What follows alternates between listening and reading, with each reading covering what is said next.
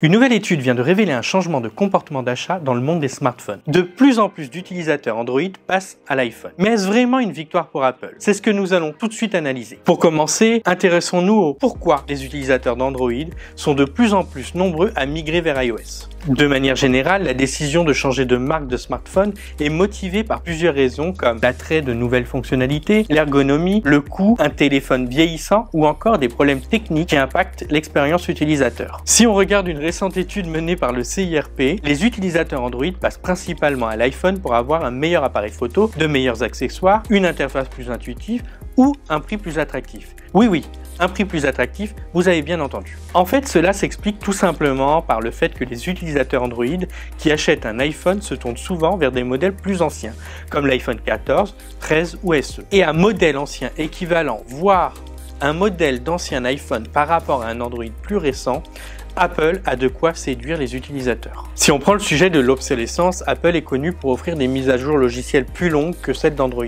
Par exemple, l'iPhone 5S de 2013 recevait encore des mises à jour en 2023. Pour autant, le marché évolue et des fabricants comme Google et Samsung rattrapent leur retard et promettent désormais des mises à jour logicielles plus longues pour leurs appareils haut de gamme. Une autre étude du CIRP met également en évidence la perception générale que les iPhones durent plus longtemps que les smartphones Android et que les propriétaires d'iPhone gardent leurs appareils beaucoup plus longtemps.